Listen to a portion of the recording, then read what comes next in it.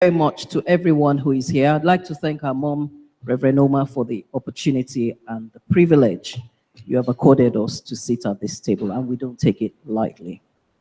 What we're looking to cover this year is slightly different from what we did last year.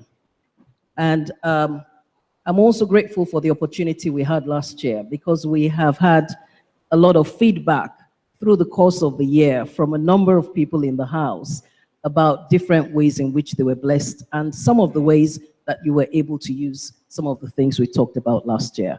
And our expectation this year would be higher.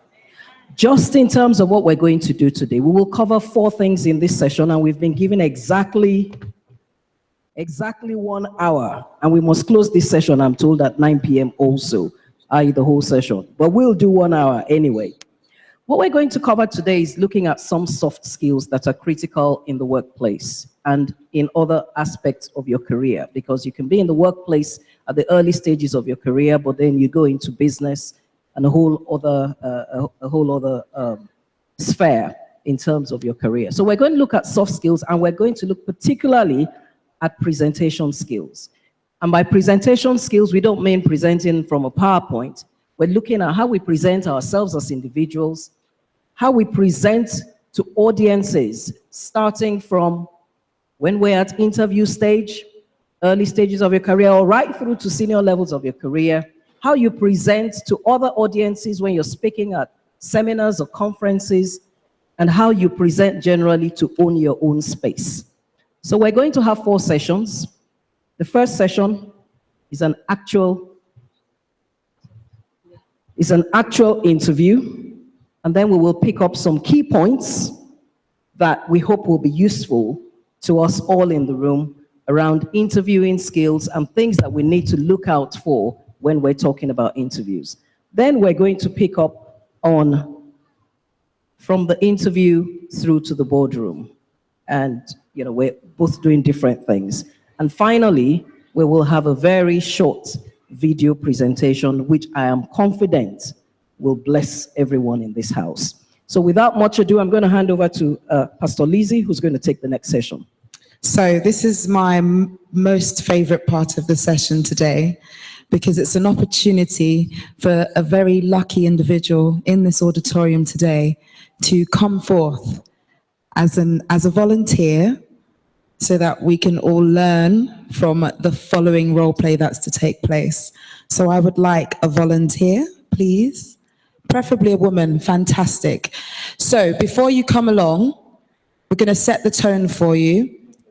You're actually going to be interviewed, and you're going to be interviewed by myself, Pastor Fumi, and luckily we have a guest interviewer by the person of Apostle.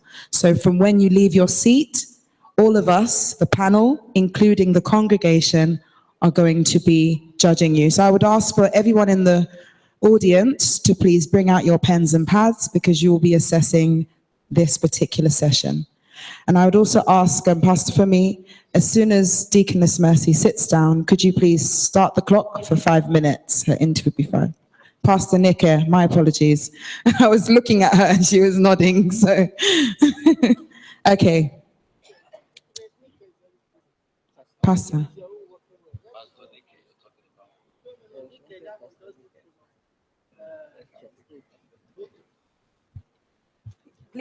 Please come ahead.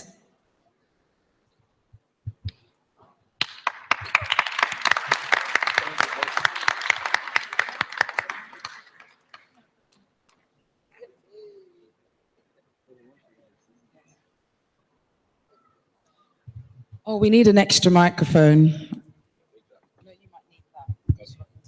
Sorry, thank you.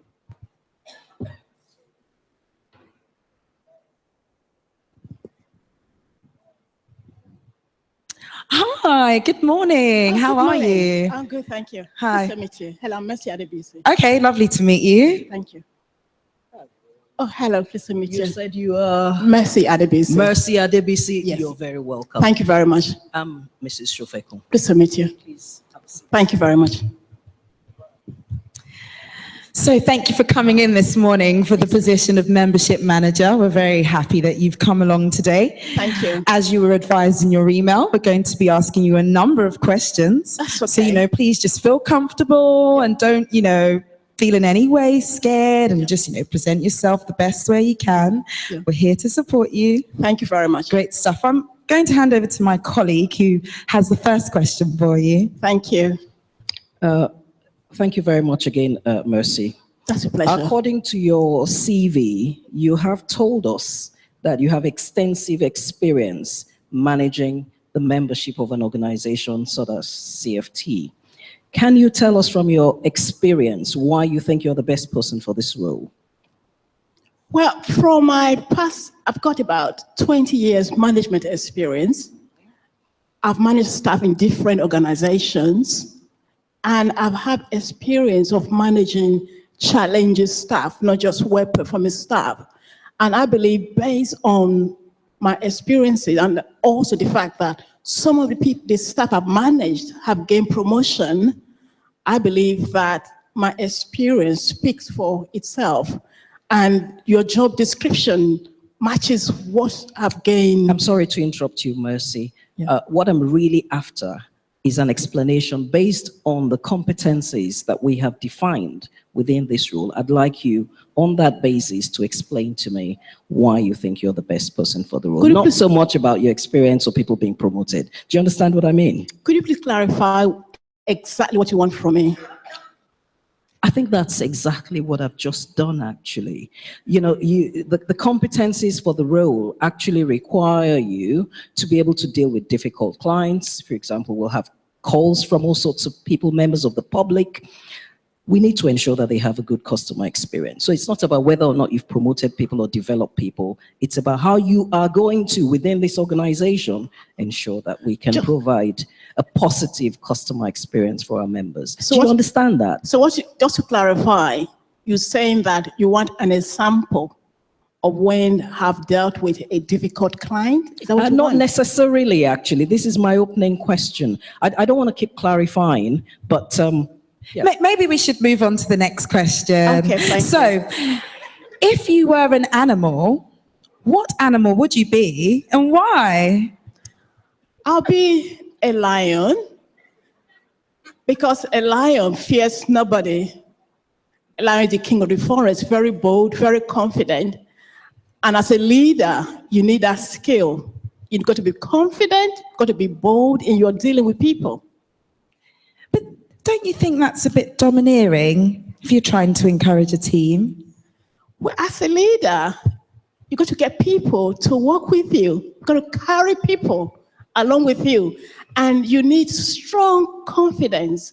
And you need the ability to be able to lead people. Without that, you can't lead. Oh, thank you very much. Now, I just want to address the lion, Mercy. If I could go back to my original question, could you now articulate how you could demonstrate to us that you would be the best candidate for this role? Just in terms of context, as I said, we receive calls from members of the public. Members of the organization themselves will call to ask for information about meetings. Some of them want their given record. They can want a whole host of things. And we have our own doctrines. We have our pillars.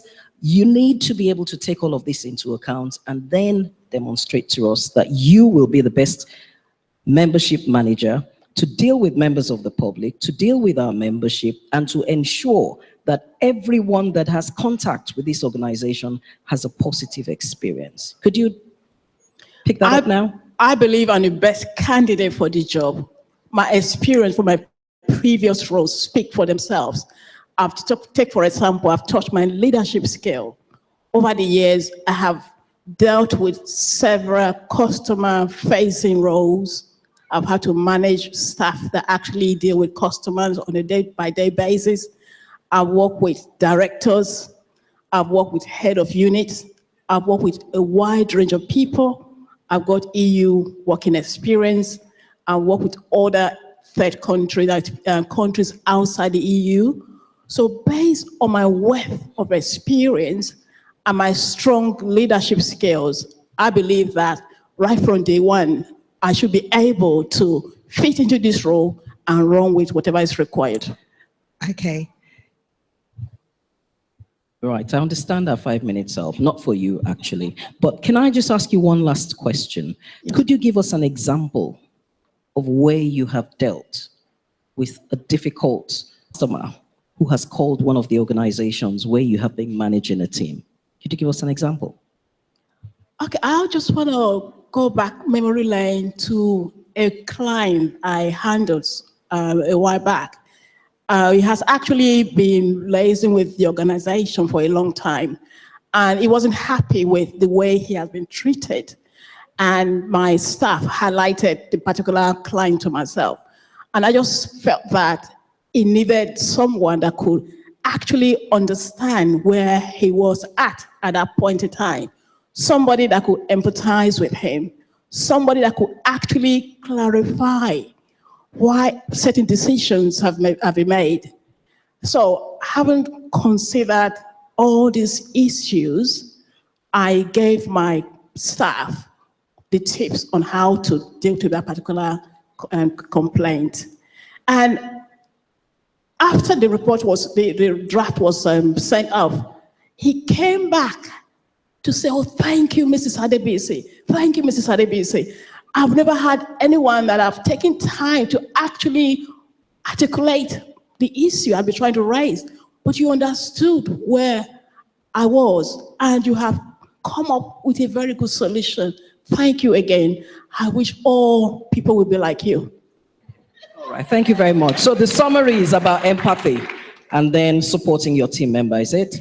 The apostle has a question. All right, I have just one more question for you. In your role with customer service, Yes, can you sir. describe yourself in one word, who you are? I'll say I'm approachable. Well, thank you very much, Mrs. Adebisi, for coming in today. It's been such a wonderful time. Lovely Thank to you meet so much you. for interviewing me. Thank you. I look Thank forward to you. hearing from you very soon. Thank you very much.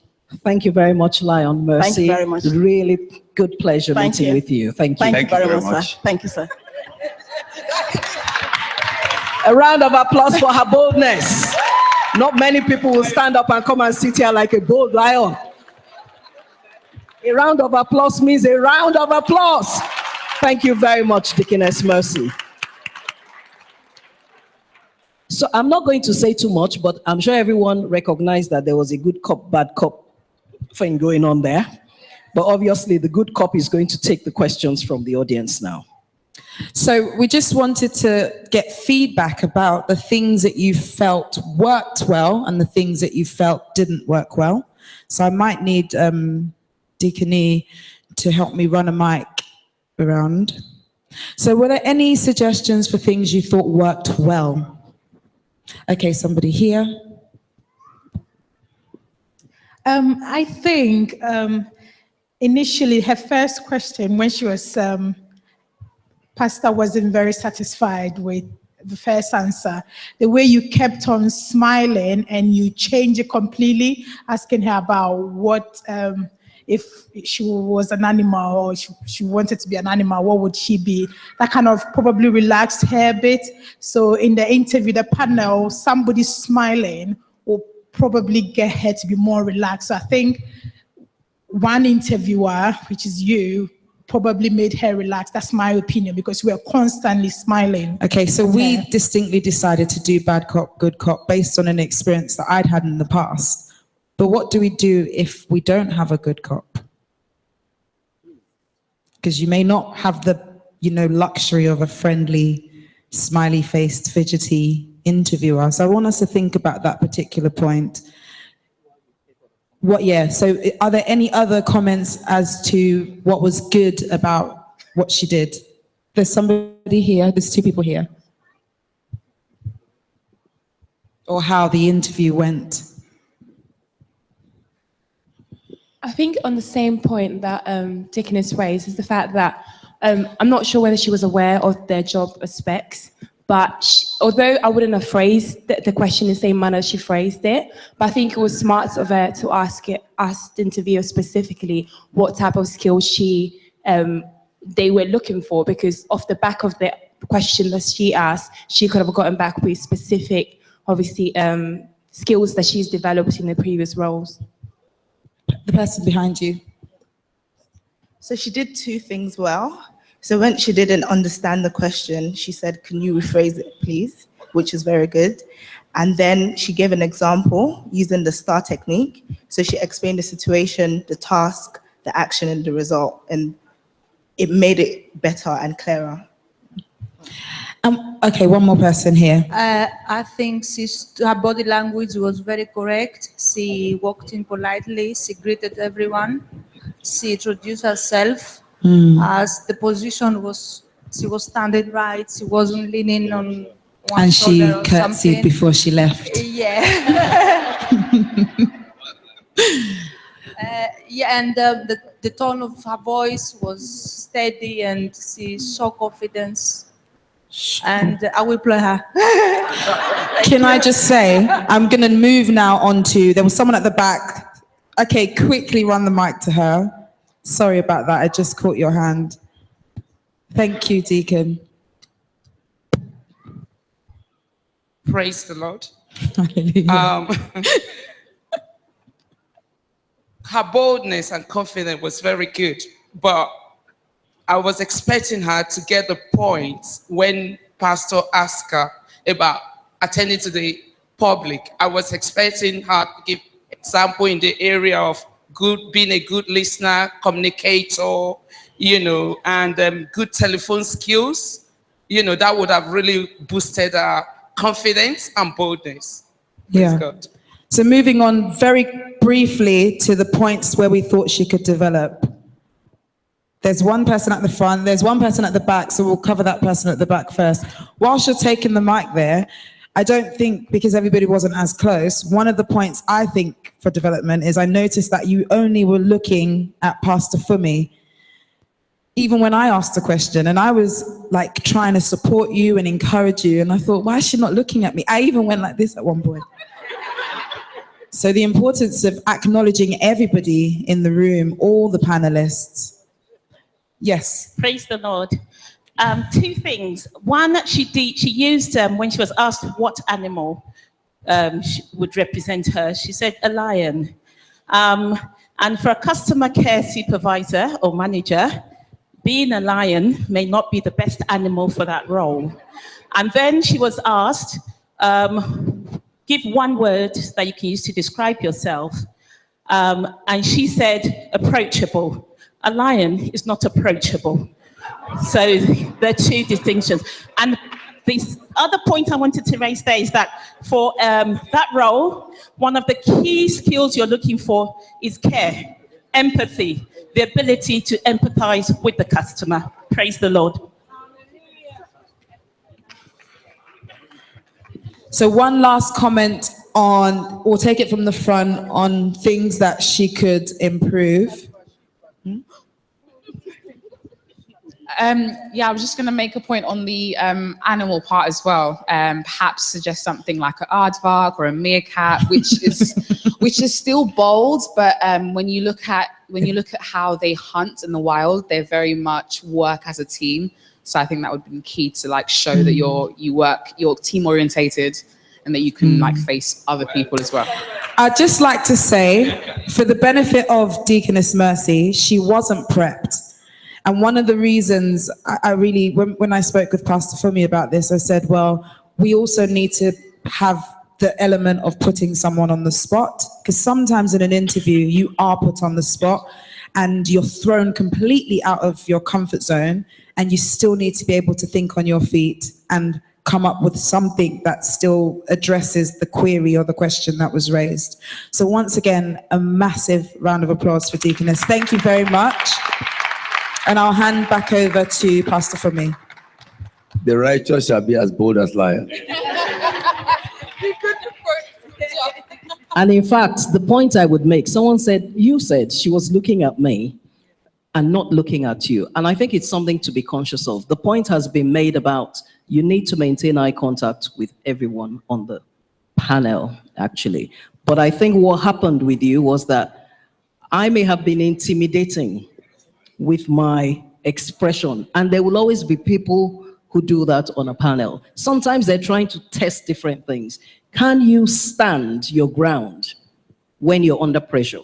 And that's really what it was testing. But in terms of doing that, the point Pastor Lizzie was making, and I think someone else in the audience made that point, if you actually anchored in on her, you'd have been a lot more comfortable throughout the session. You would still maintain eye contact with me, but you were effectively trying to be bold and say to me that I'm not afraid of you, and I'm continuing. And that was your expression, actually. So you just need to be mindful of that, because remember, in the workplace, there are different characters. If it's a manager who is easily intimidated, they're simply going to think, I'm not going to have this one, because this one is going to be confronting me all of the time. So we just need to be mindful about how we moderate our behaviors, because you never know the characters of those who are on the panel. What I want to do very quickly is just run through a couple of tips, and I call them tips only, from an interviewing perspective that you may find useful, and then I'll hand over to Pastor Lizzie. So very quickly, a lady out in the audience picked up a point about a model that you can use for answering questions at interview. And many of you will know this, but for those who don't, it's called the STAR model, STAR. And that means think about the situation. So think about the context. If you want to give an example, if someone says, give me an example of where you have dealt with a difficult staff member, you need to think about what was the context, because remember, I don't know anything about it. So you paint a very quick picture about what was happening there, and then you think about what the task needed to be. So as a result of this difficult staff member, I knew that I needed to bring up morale within the team, because people were already demoralized that this person gets away with blue murder, they're not performing, and yet they're still in the team. So I need to do something about that. And whatever action it is that I'm going to take, whether it's performance managing the person, capability, or otherwise, I need to articulate that to the panel. And then I need to talk about the specific action that I then took and talk about the results that I had. And I think Deaconess Mercy actually picked that up in her example to some extent, but again, she wasn't prepped. The second point I want to pick up is around competency-based interviews. Most people will do competency-based interviews these days, but some people still don't. But if you've got something that says you are going to have a competency-based interview, all it simply says is that you're going to be questioned with questions that are designed to test the specific skills that have been defined within the person's specification. Say, this is what we're looking for in terms of skills.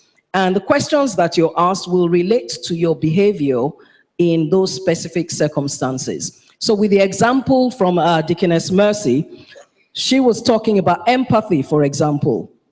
But someone else raised the point that you didn't talk about, I think at the back, would have expected you to talk about good listening skills, which is what you did before you then clarified with your team member. I think your focus was more on your team member than talking about what it did for the external customer, for want of a better word.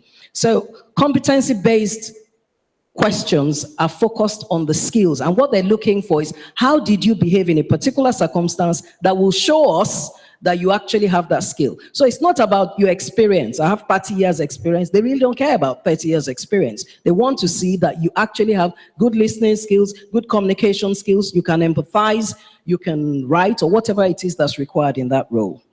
So a couple of things to be aware of, and I think after the session, this will be put on the screen. That's right at the end, so you might find some way of taking it away, or perhaps we'll get the office to mail them. Quickly, good nonverbal communication. I always say you should practice that. Apostle asked, or I think Apostle was asking whether anyone picked up on body language, for example. From the moment she stood up and walked to here, all of you were observing her body language. And I'm not quite sure how many people see that advert of Barclays Skills with the youngsters, where it talks about, you can't sort of stand like that. It gives a message about, who you are and what you're about.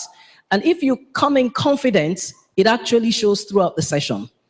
Even if you're nervous, and a lot of people are nervous at the beginning of an interview, I always say the best thing is to find someone who you can almost relate to on there, who makes you feel comfortable, and anchor into that person. So with Pastor Lizzie, who was smiling all of the time, that would have been a good place to get some comfort so that you'd be confident from that point onwards through the interview. But just be conscious about things like maintaining eye contact, standing straight, connecting with a firm handshake. So no fishy, wet handshake. All right, I'm told here that you didn't shake Apostle's hand. Oh, she did, but not very well. No, she was respecting the anointing, sir. The other thing I always say is dress for the job and dress for the organization. If you want to go into Google, Google has a culture. So if you go in with a stiff suit, you probably just, from the entrance, you probably don't look like you fit. Or verging, for example. So do some research on the organization and dress for the job, appropriately for the job.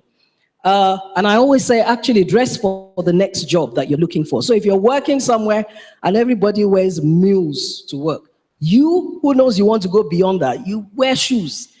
And if the chief exec role is the one that you want next, then you dress like a chief exec is supposed to be. So when you have all the skills and everything else is tested, even before people start talking, they know that you fit the profile. Because whether we like it or not, those things do count. It's not about whether I have all the academic knowledge or experience or qualifications. Do I fit? Can I fit in the role? And when I step out of the organization to represent the organization, will people see me as someone who can actually stand as the leader of that organization? So a lot of things add to this. Very quickly, listen.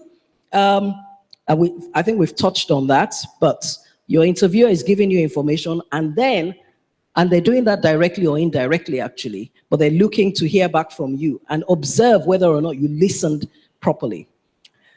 Other thing I find, a lot of times people talk too much. So you need to be conscious of, it's like talking to an audience also. You need to be conscious of your audience. If the audience is falling asleep, something is gone wrong somewhere. Don't just continue rattling on. Same thing with an interview. You can have all of the points in the world you want to make, but you need to be able to read when the interviewer is trying to move you on, because they probably have 10 questions they want to ask, and we've spent half of the time on one question because you want to make a lot of, you want to give so many examples. So don't talk too much. I think the key to that is being conscious of the people on the panel and their own body language also. One other thing I find, these days, people make you comfortable when you come in for an interview. And a lot of people say, oh, it just felt like we're having a general chat. But don't become too familiar because it feels like you're having a general chat, because it is still an interview. And they're testing your approach in different settings. So don't become too familiar, and also use appropriate language. Well, don't be cocky. I don't think that's an issue. I'm sure, cockiness is almost pride in my own view. So I'm sure we don't have people who are overconfident here. And if you are, then you want to deal with that. Take care to answer the questions. And that means listen to the question and answer the question. Now, for someone who would have been briefed before this interview, I know it was a role play, no prep and all of that, you would have seen what the job requires. So you could have prepared yourself in terms of what questions you could be asked. Remember, I've talked about competency-based interviews. So you must always have a repertoire of examples that you are going to dig out. If they ask me a question in an expert area, I know what to say. If they ask me about difficult stuff, I must have 1 or 2 or 3 examples and then use the most appropriate one for that environment. So answer the questions is a key thing, and I think we picked up on that earlier on. It was talking about some things, but not talking about or not addressing the specific question. One of the things you must also do always is ask questions. At the end, we didn't have time to ask if she had any questions for us, but most times the interviewer will ask if you have questions. And you must ask questions. Otherwise, it looks like you're not interested in the role. And you must ask intelligent questions. So if you're looking at a role that's beginning to go towards being senior, even if it's not senior, ask them about their strategy. Ask them about what are the big challenges, 3 big challenges they think they're going to face over the next couple of months. And for anybody who's going for an interview now, you must ask a question about Brexit. What is the likely impact of Brexit, or how are they preparing to, depending on what kind of sector they're in, your research would have told you what the likely impact of Brexit is going to be on an organization like that or on their sector. So I don't think anybody can go for an interview today without having something in their minds about Brexit. But ask questions is the key thing. This one is not something I should say, but I've seen a situation where someone comes in and says very quickly, oh, I'm sorry, I just need to,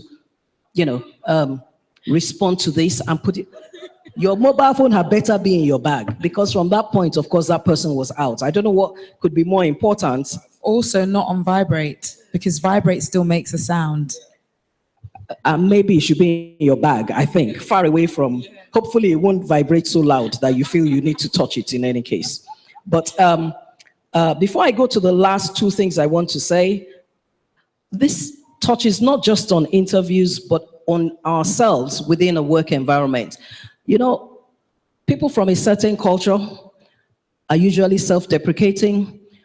And my best example of this is you knock the door and they say, oh, who's that? And I say, oh, it's just me, or it's only me. Who is only me? You have already put yourself down and said you're just this little somebody. So, sometimes the words that we use actually make statements that we do not intend to make. And people actually take those and deal with us on the basis of that. And it happens in the workplace. It happens at interviews.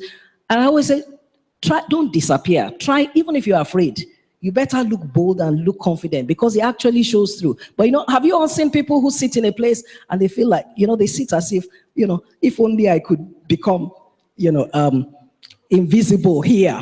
I'll talk, I'll do what I have to do. But they don't really want to be there, or they don't feel that they're confident being there.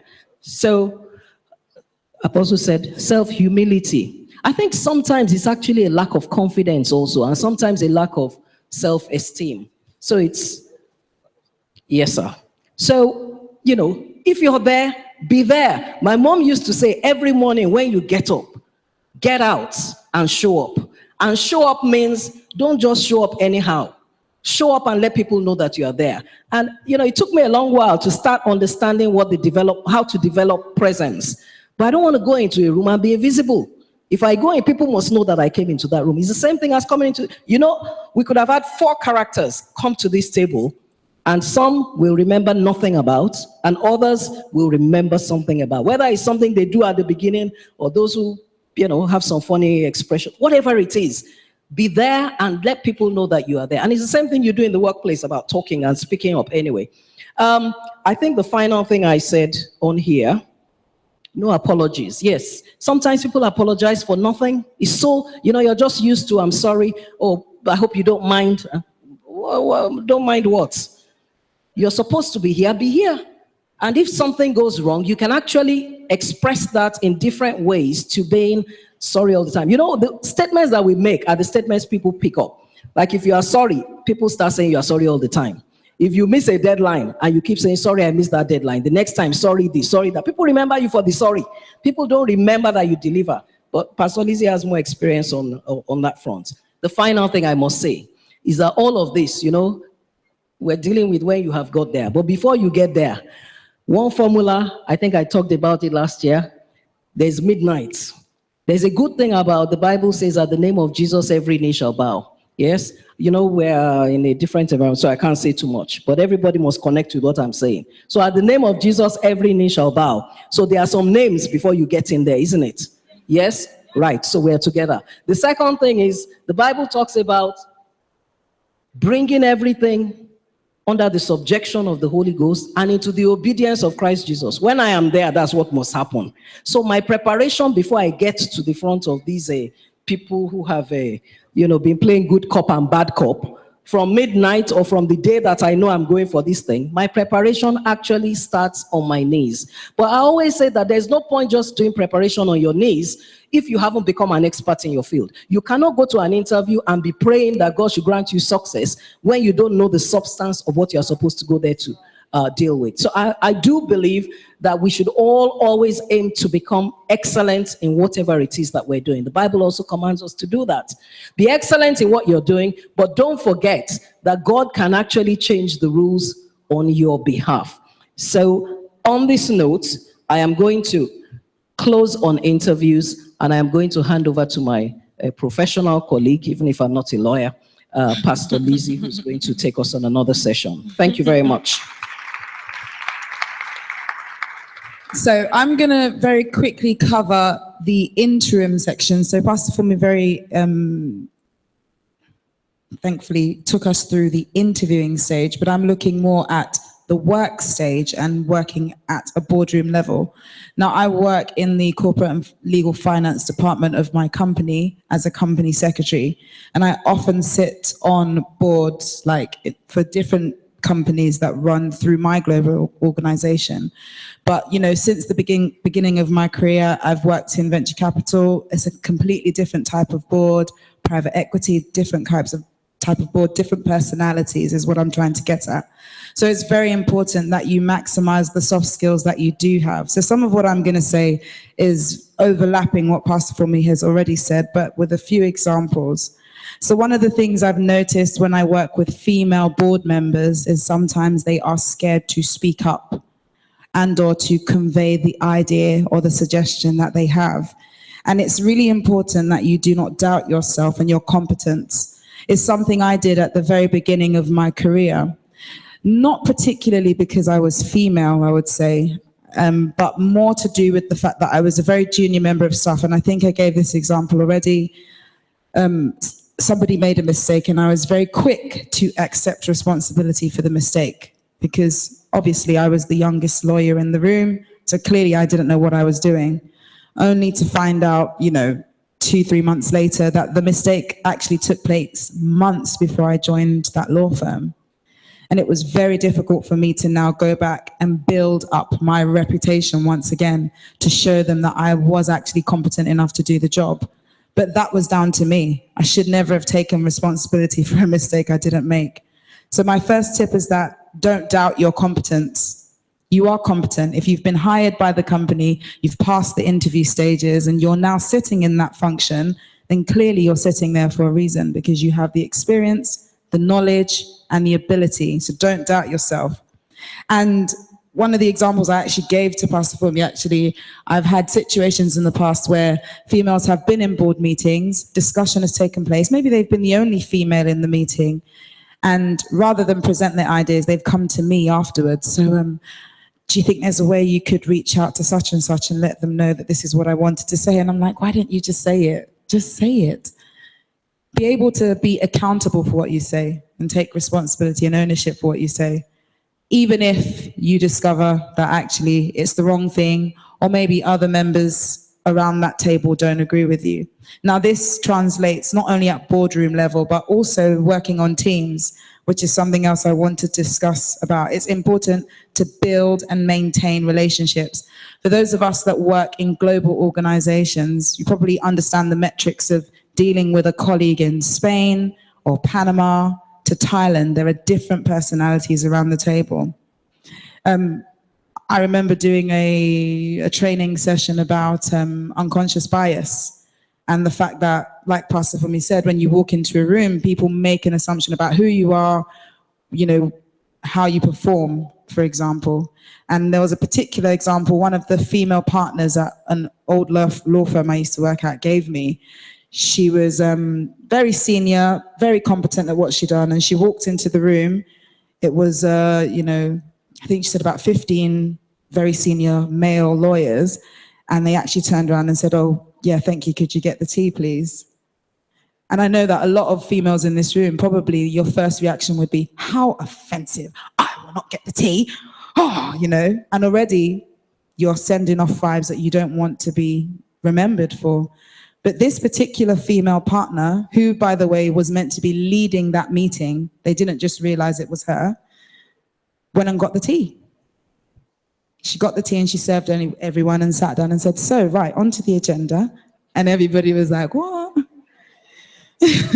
Now, I don't know if that woman is a Christian, but even for us as Christians, I always say one of the things that irks me a lot about a lot of women that I work with is that they're very quick to take offense.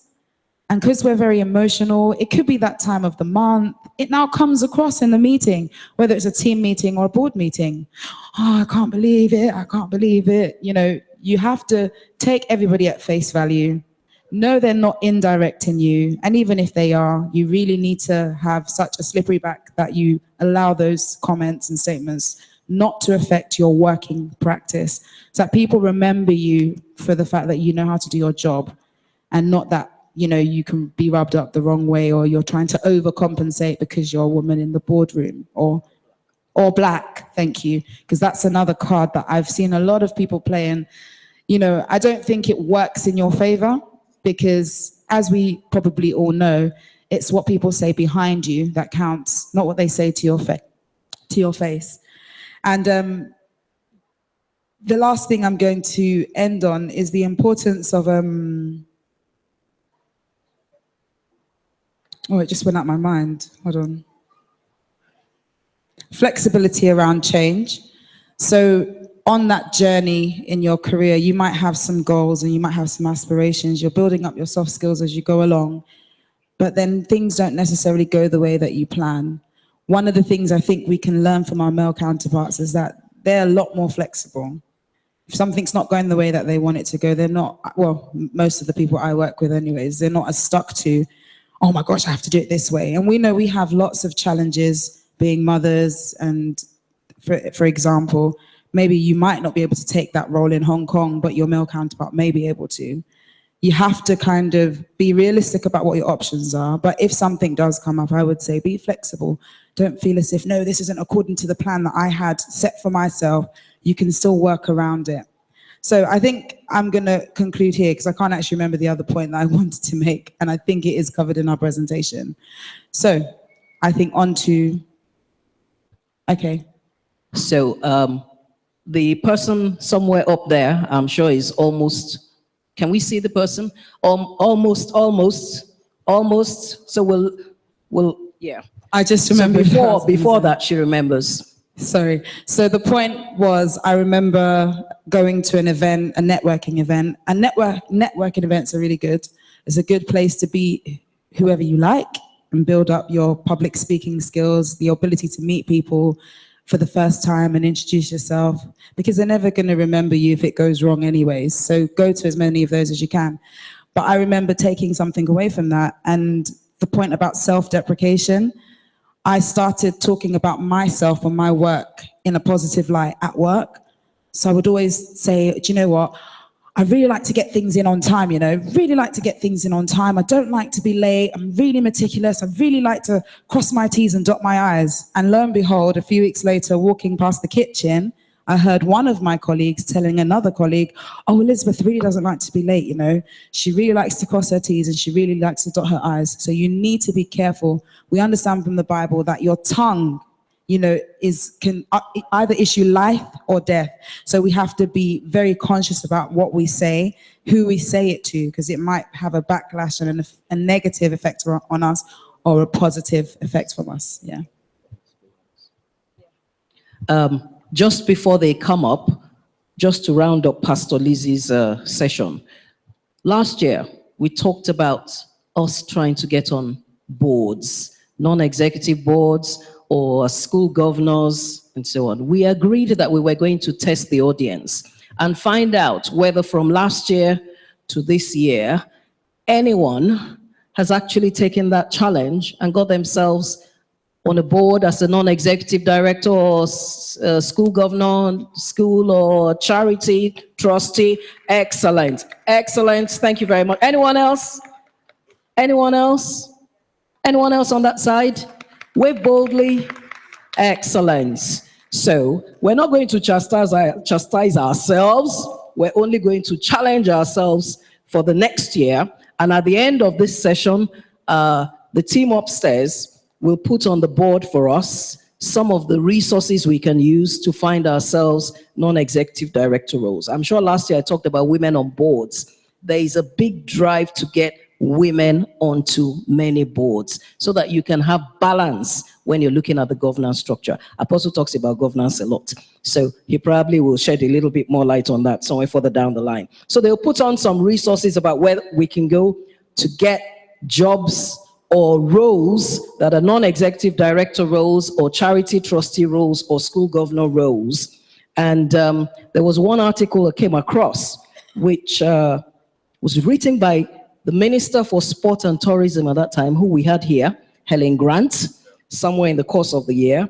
And this was around the drive that sports bodies in the UK have around getting women onto their boards. And all of us who listen to the news know what's going on in sports. It's one issue or the other, every sporting body. So they actually need to have women on some of those boards. So that will also be put on the board, and you can take the details, and hopefully before this time next year, we'll have many more people who've got themselves onto a board. So without further ado, we're going to ask the team to switch off the lights. Do they need to switch off the lights?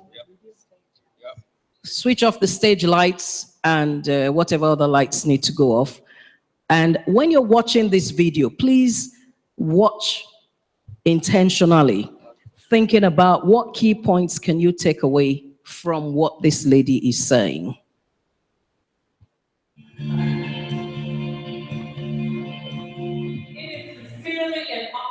Pleasure to be here today, and I thank Gloria Fell for giving me the opportunity to spend a few minutes with you, sharing with you what I like to call college pearls. My hard-earned and hard-learned pearls after being a woman on Wall Street for 26 and a half years. Yeah,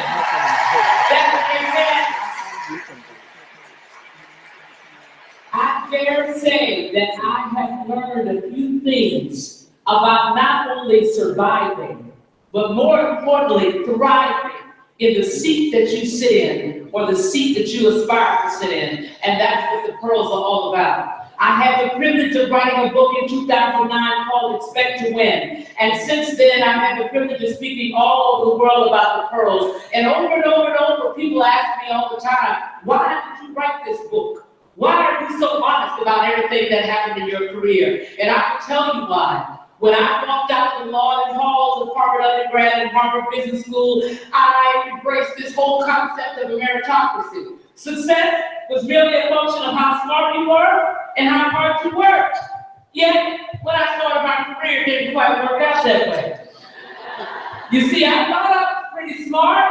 Harvard undergrad, back to cum laude, Harvard Business School, pretty smart. I'm from the South, so I knew there were very few of those boys that could outwork me. Yet, the combination of the two did not equal maximizing my success. So I had to ask myself, what's missing in this success equation? And being the anal person that I am, I went to the dictionary and I looked up the word meritocracy. And I don't care whose dictionary you go to. If you look up the word meritocracy, you will see the word objective somewhere in that definition. Yet, in all of our evaluative equations, there is a human element. And if there is a human element, by definition, it is subjective. It cannot be 100% meritocratic. So what are some of those other things that influence your success equation? And that's what the pearls are all about. So tonight, I'm going to leave you with 3 of the pearls that Expect to Win. We're going to talk about the power of authenticity. We're going to talk about fear and the importance of taking risks. And we're going to talk about relationships as a part of that, especially the sponsor relationship. And then finally, we will talk about one of the most important pearls, and that is perception is the co-pilot to reality. How people perceive you will directly impact how they deal with you. The power of authenticity. You are your own competitive advantage. Nobody can beat you the way that you can beat you. So the last thing that you should,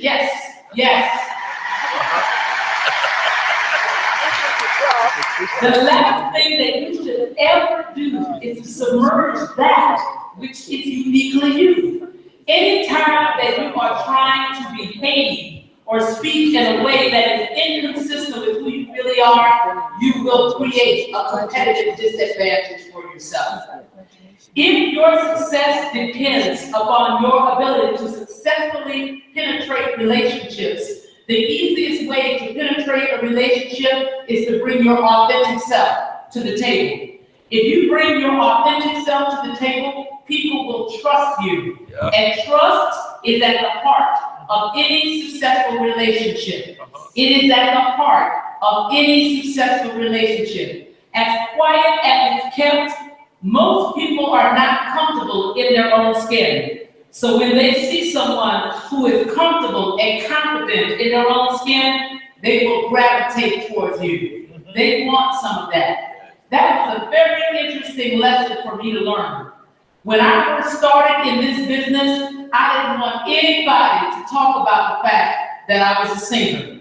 I wanted to be known as a no-nonsense, hard-driving, analytical, quantitative investment banker. I'm not here to sing and dance, boy. Let's not get it twisted. I didn't want anybody to talk about that until I saw the client reaction.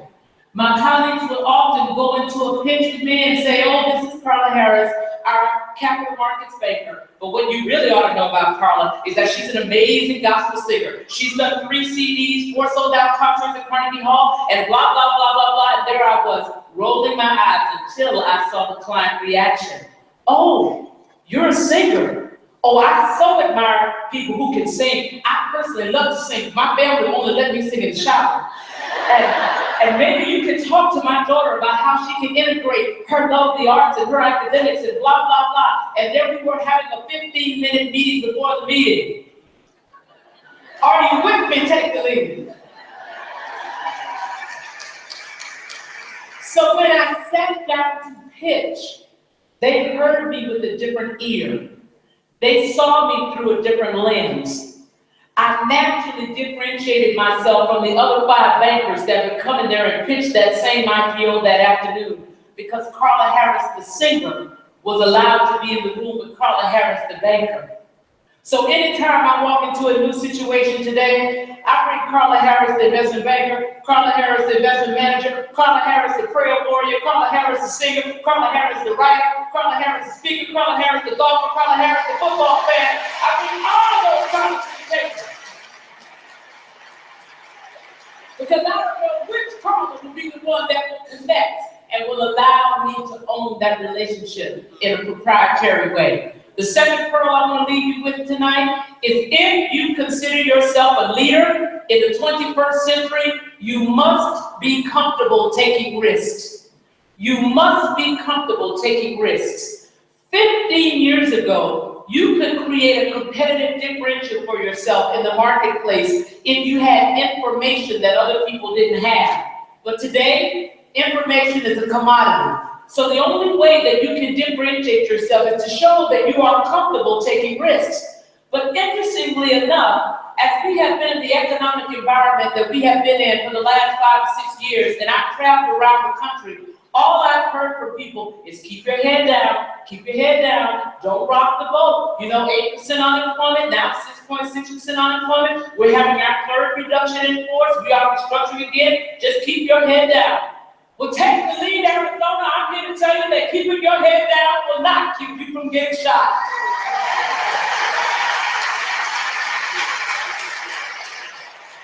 So you might as well keep your head up so you can see the bullet coming. No.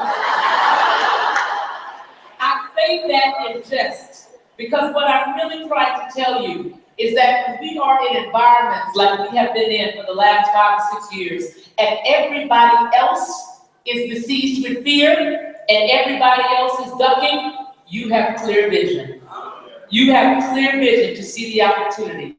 This is exactly the kind of environment where you can markedly accelerate your success no matter what kind of organization you are in. This is exactly the time to say, oh, I know that we're trying to maintain our profitability. I have 2 thoughts about how we should do that. I know we're trying to cut costs. I have 3 ideas about how we should do that. I know we now have 2 people doing the same job that 8 people were doing. That sounds like a process redesign. I'd like to take that on. Translation to management, boy, she's not worried about the layoffs. He's not worried about losing his job. She's trying to put points on the board. He's trying to move the ball down the field. She is a keeper. The issue with keeping your head down is that you submerge your voice. And your voice is at the heart of your power. And if you submerge your voice, you will become irrelevant. And if you become irrelevant, you will put a big target on the front and a big target on the back. But when I ask myself why we don't take more risks, the only thing that I can come up with is that scar. We're just scared. It's fear. And take the lead, Arizona, hear me clearly. Fear has no place in your success equation. Fear has no place in your success equation. Can I hear you say it? Fear has no place in my success equation. And anytime I feel it creeping up the back of my neck, I remind myself of that old saying. Fear is just false evidence of things appearing real. It's really not there. Because what's the worst that can happen if you take a risk and it doesn't work out? So you fail. But guess what? Failure always brings you a gift. And that gift is called experience. Now you know how to do it better. Now you know how to do it differently. Now you know how to do it successfully. At the margin, it is always worth taking the risk. And if you are shown a new opportunity, as many of us will be in these kinds of economic times, and you're not sure whether or not you should take the risk to maximize your success, ask yourself 3 questions. Will the new thing give you skills and experiences that you would not get if you stayed in your current seat another 12 months? Second question, will the new thing expose you to people, relationships, and networks that you would not get if you stayed in your current seat another 12 months? And the third question is, will the new thing create new branches on your personal decision tree of opportunity? I.e., you could go off and do some other things that you wouldn't have been able to do if you stayed in your current seat another 12 months. If the answer to all 3 of those questions is yes, you should absolutely take the risk. The last pearl that I'm going to leave you with is the perception pearl. It is the most important thing that I learned after 2.5 decades on the street that will absolutely impact your ability to maximize your success in the seat that you're sitting in or the seat that you aspire to sit in. Perception is the co-pilot to reality. How people perceive you will directly impact how they deal with you. And it's important that if you want to maximize your success, you should understand the perception that exists about you in the marketplace. What lens are they looking through when they are looking at you? And if you want to maximize your success in the seat that you're sitting in or the seat that you aspire to sit in, it is imperative that you understand the adjectives that are associated with success for the seat that you're sitting in or the seat that you aspire to sit in. If you would like to manage a large group of people, but you are not perceived as being motivational, inspirational, and organized, it doesn't matter that you can. It doesn't even matter that you did. You won't get the opportunity to do that if you are not perceived as such. If you would like to manage a large P&L, but you are not perceived as being analytical, quantitative, strategic, doesn't matter that you can. Doesn't even matter that you did. You won't get the opportunity to do that if you are not perceived as such. So when I say this to people, they say to me all the time, well, Carla, I am who I am. I can't make anybody think about me in a certain way. If you remember nothing else about our time together tonight, remember that you can train people to think about you in the way that you want them to think about you. And how do you do that? You pick 3 adjectives that you would like people to use to describe you when you are not in the room. And why do I say when you're not in the room? It's because all of the important decisions about your career will be made when you are not in the room. Compensation decisions will be made when you're not in the room. Promotion decisions will be made when you're not in the room. And new assignments will be given out when you are not in the room. So how do you want people to describe you when you're not in the room? Pick 3 adjectives that are absolutely consistent with who you really are. As you have heard, I'm a big fan of the authenticity point. It is your distinct competitive advantage. So pick 3 adjectives that are consistent with who you really are. However, pick 3 adjectives that are valued in that organization. And if you don't know what's valued in that organization, you can go to the organization's website. There isn't an organization today that doesn't describe itself or its values on its website. And if they don't, think about what they told you when they hired you. Oh, Jill, we hired you for the following 2 reasons. Oh, Mary, you beat out these 3 candidates for these 3 reasons. They told you then what they valued about you. So the trick is to continue to improve upon that which they value. The 3 adjectives that are consistent with who you really are, the 3 adjectives that are valued in that organization, where they intersect is how you must behave consistently if you want to train people to think about you in a certain way. Consistent behavior around those 3 adjectives. And the story that I love to tell was 5 to 6 years into my career, I had a very senior managing director say to me, you know, you're smart, you work hard, but I don't think you're tough enough for this business. Now my first reaction is, what is he smoking?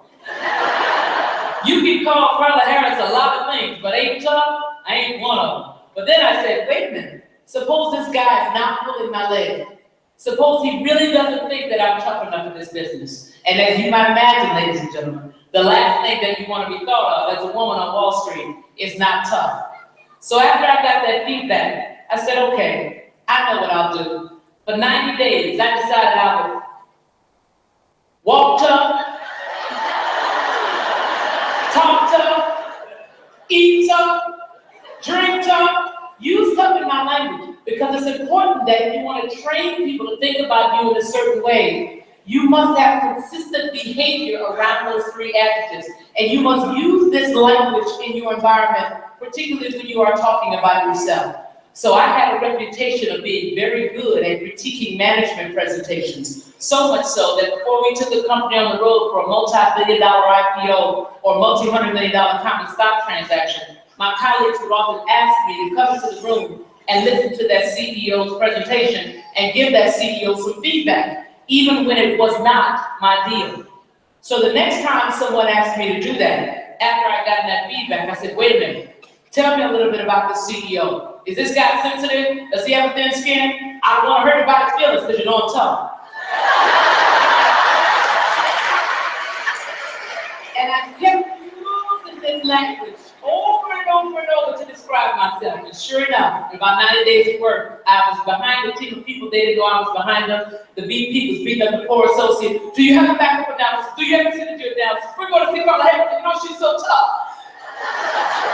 So they will start to think about you in that way. If you have consistent behavior around those 3 adjectives, but it is imperative, ladies and gentlemen, that you understand the adjectives that are associated with success for the seat that you're sitting in or the seat that you aspire to sit in. And particularly if you are interviewing for a job, your prerequisite experience is not the predominant factor in the affirmative decision to give you that job. It is about understanding what the buyer is really buying. What adjectives are associated with success for the job that you aspire to get at that point? Every class that you have had, every relationship that you have or you have had, and every experience that you have had has uniquely informed your ability to maximize your success in the seat that you're sitting in or the seat that you aspire to sit in. It is about having an expect to win mentality.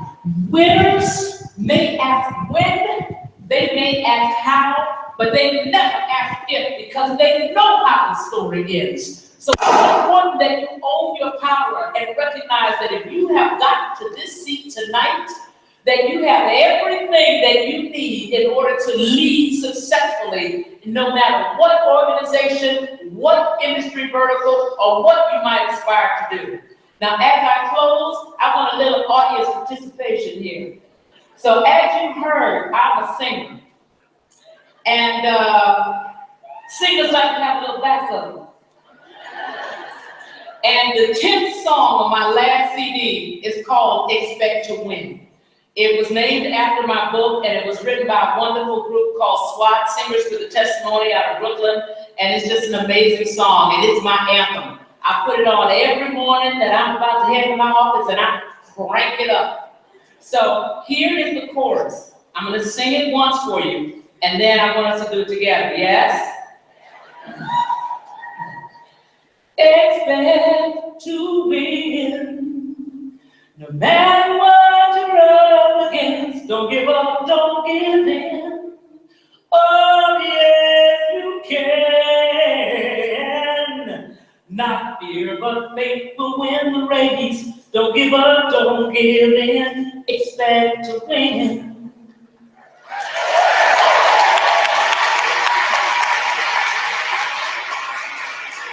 Now let me see how you can do. I'm gonna sing a little bit, you sing a little bit. Are you ready?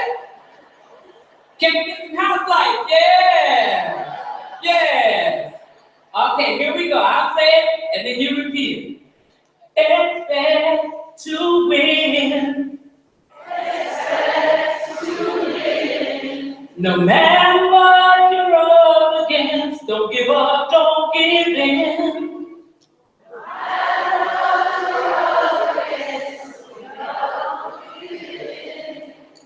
Oh, yes, you can.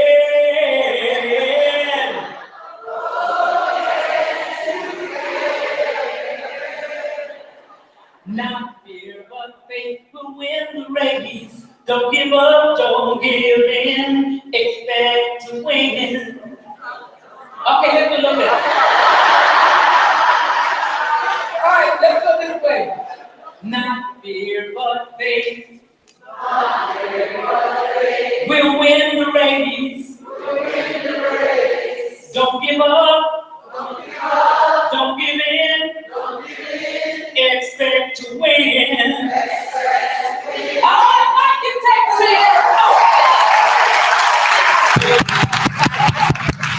She meant say amen at the end of that session. I am sure that you have been blessed listening to Carla.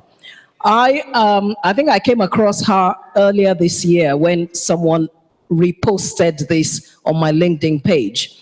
And last week I was saying to Pastor Lizzie that there's actually a video that I've watched, which I've sent to everyone in my mentoring masterclasses. And I mentioned her name. And she said, oh, I follow her on LinkedIn. She said, oh, I follow her on Instagram. And I'm sure there are many, on Facebook. I'm not a Facebooker. But she follows her on Instagram. She follows her on Facebook. And then she mentioned someone else who sent it to her from within the church. And when I listened to her the first time, I went to Google her and looked for every video that she has. She has incredible pearls of wisdom. If you're thinking about career, she came from a disadvantaged background and she made it to the top, not just in her career. You heard her mentioning she went to Harvard Business School, she went to this, she went to that, and she thought it was your education and so on. But it's not really just down to, those are the basics that you need to start building on. But it doesn't matter what your background is. It doesn't matter what your qualifications are. You get the qualifications, but there's so much more that you need. I'm not going to go through the 3 things that she talked about. I'm going to let Pastor Lizzie do a quick run around this auditorium and pick up what you think were the 3 important things, not in her words, but probably the 3 important things that you picked up to take away from this session before we round up. So do we have, okay, there's somebody here.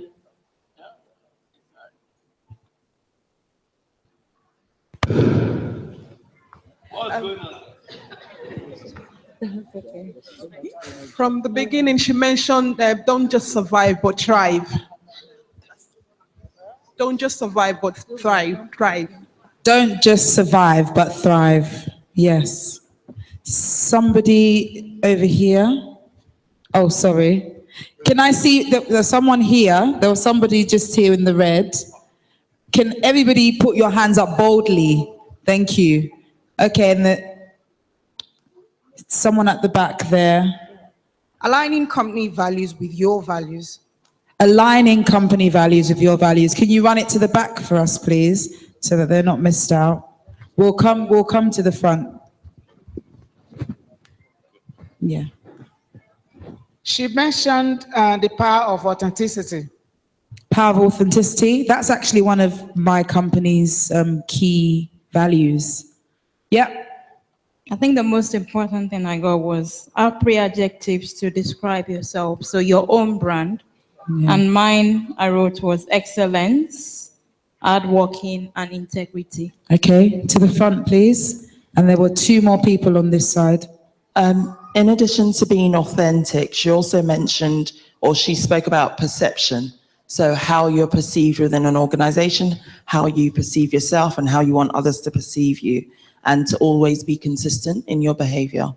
Okay. And there's a person at the back, and then Pastor Nico.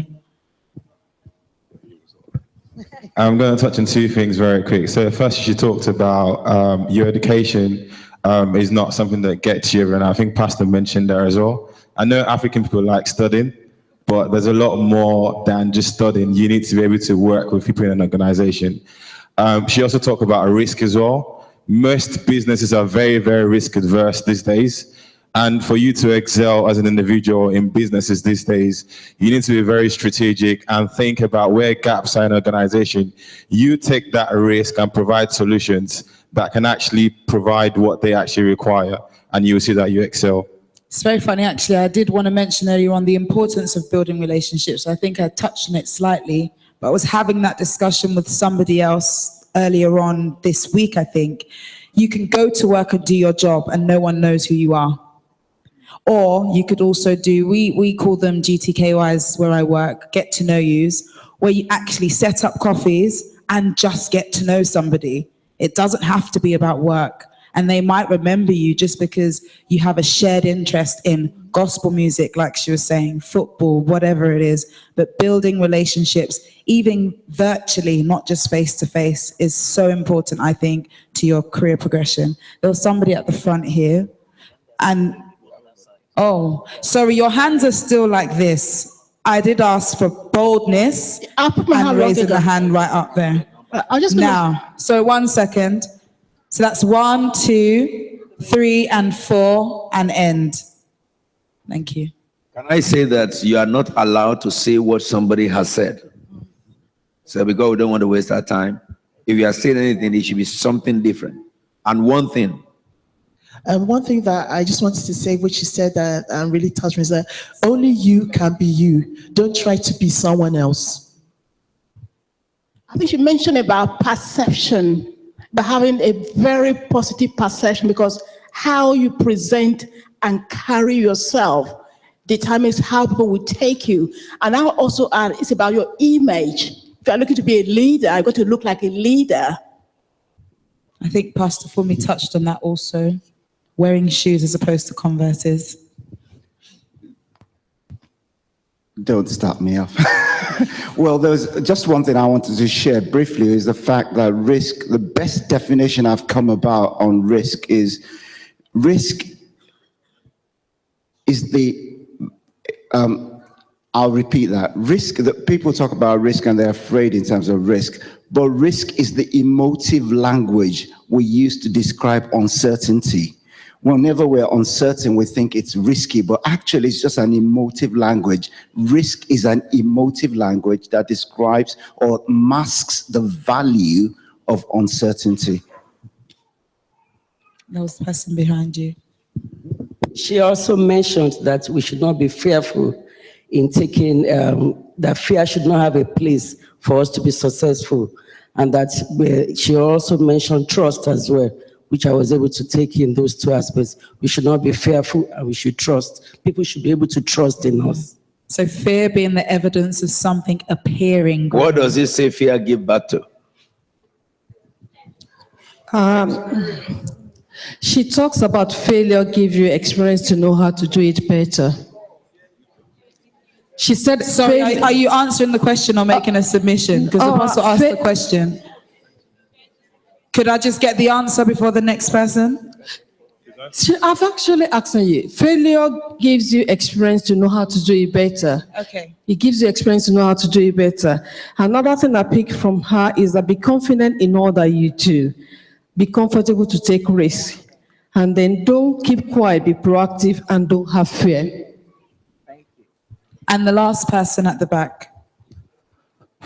Finally, she talks about the process of changing perception. You can change perception. And the process she outlined, that was a big learning curve for me tonight. Thank you. Thank you very much. I also observed that she said something about bringing your whole self to every situation. Bring your whole self to work. So she brings Carla the singer, Carla the writer, Carla the banker. And for us, it's about letting the whole world see exactly who we are. It's not just about me in the workplace. I bring my Christianity into the workplace. I bring my Christian values into the workplace. And Apostle picked up one that she used code to tell us when he talked about fear, sir. She said, fear has a gift, and the gift is spirit. Did you pick it up?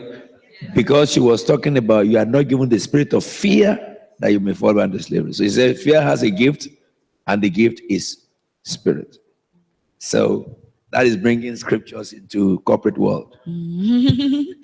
So I was just going to, before I hand over to Pastor Fumi to round us up finally, just to really implore everybody here to make sure that you don't just hear and not do. The Bible says that we should be doers of the word. And albeit this was not the Bible, this is something I think that was very impactful, and we've all written down takeaways, and I really do hope that all of us work on those takeaways, whether it's dropping a positive thought into somebody's mind and or turning up to a meeting and setting aside that fear and not allowing yourself to be inhibited by it. So please, let's act on everything that we've heard this evening. So there's nothing more to round up on this beyond saying that the team upstairs after the session will put the points around interviewing skills on the board, and hopefully we've all gained, even if it's just one thing that you take away from the session tonight, hopefully something on interviewing skills, something from observation, having observed the role play, something from interview to the boardroom, or finally, you probably took something away from watching the short movie on Kamala Harris. And do Google her and go and watch all her other short films. Thank you very much for your time, and thank you for listening. And thank you once again to Apostle and Reverend Oma for giving us the opportunity and the privilege to be here. Thank you.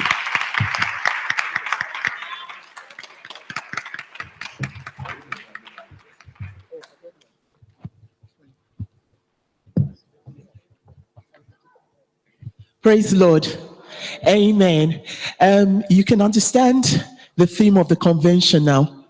Woman, it shall come to pass. Imagine people who are not here tonight. Yes, some people might say they want to log on online. But if you're, as many of us that are in-house tonight, you notice that God really spoke to us, and you realize that there's some mistakes you've made at interviews that, you know, from what we've learned here tonight, you can kind of readjust and re-amend. And for those that are even currently working in organizations also, you can identify that, oh my goodness, so that's the reason why I've never been promoted, or I've never been given the opportunity, because I never speak up. I always hide under fear. So as the speakers have said tonight, and my prayer is like, don't just keep it to yourself. There are many people out there that need what is in this house. And I pray that you just don't come today and then tomorrow we don't see you again.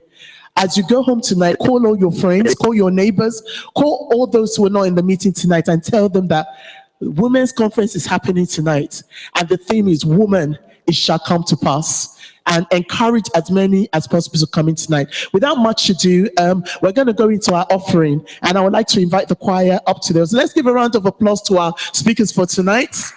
They've been fantastic. Thank you very much, Pastor Fumi, Pastor Elizabeth. We're really grateful, and we appreciate you so much. Thank you for taking the time out.